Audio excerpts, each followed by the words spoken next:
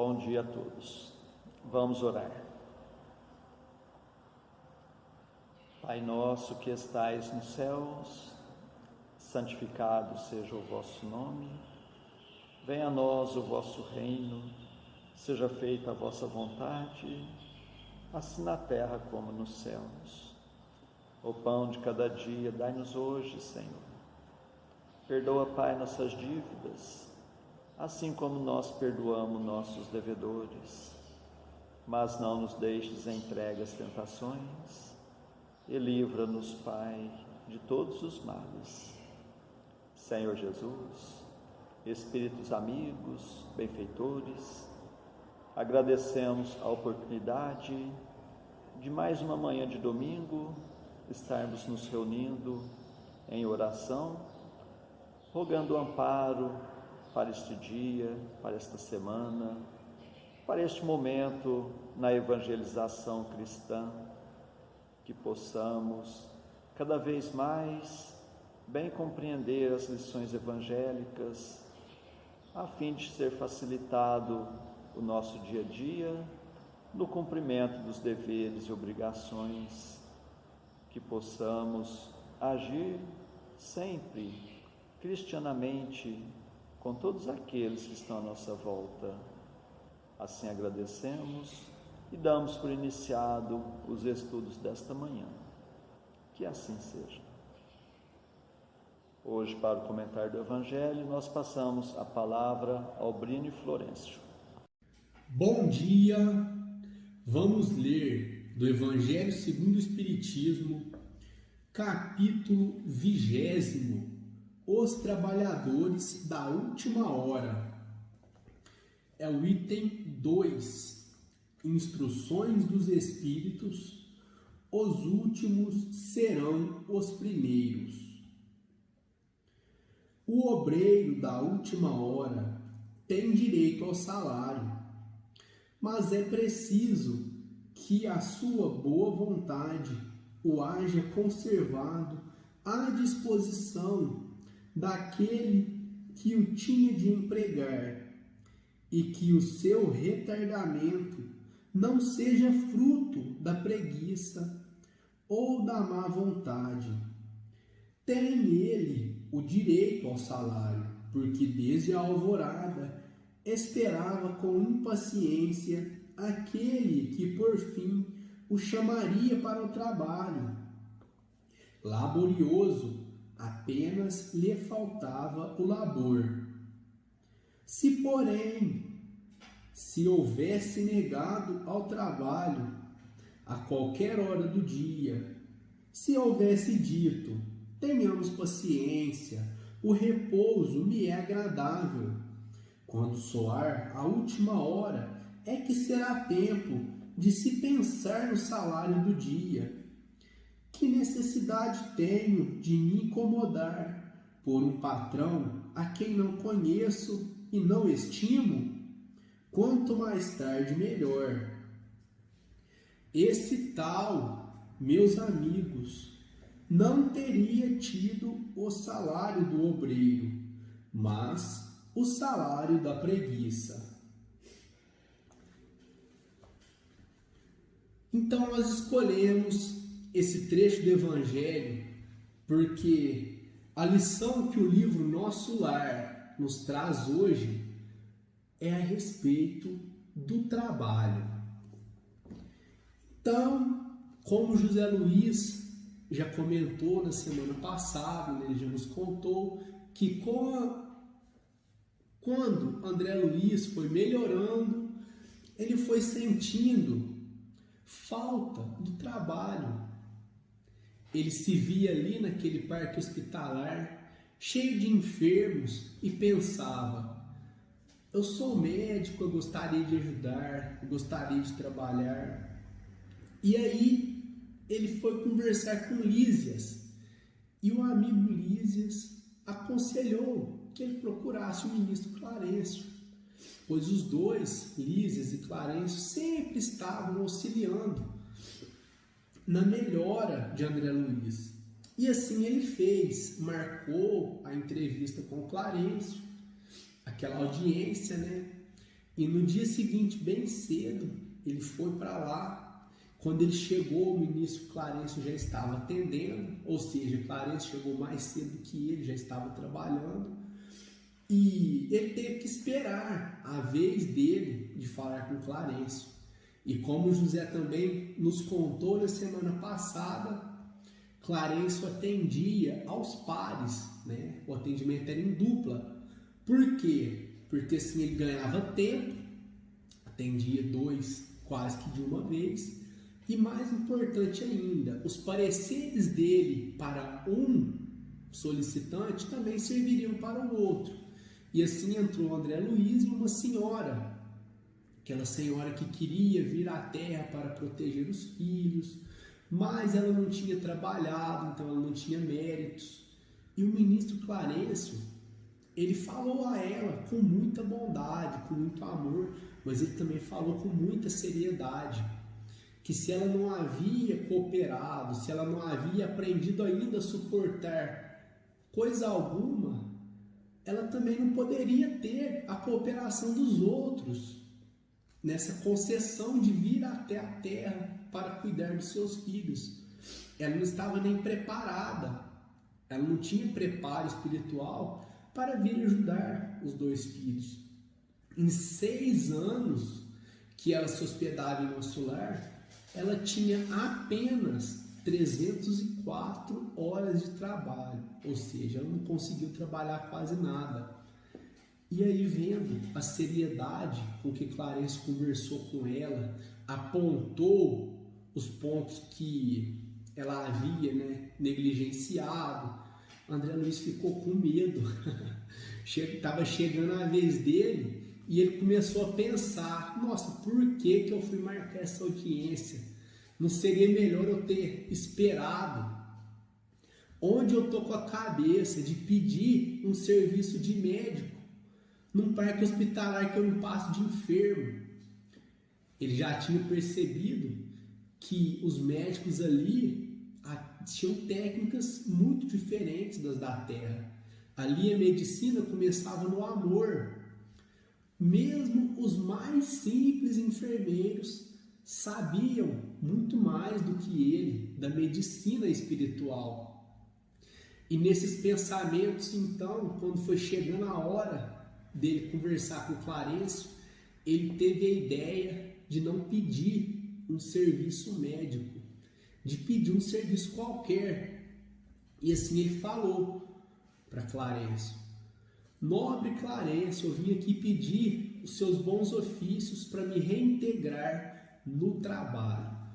Mas Clarencio era um espírito superior e ele conseguia perceber a intenção por detrás das palavras. Isso é uma característica dos benfeitores, eles conseguem ler o nosso pensamento.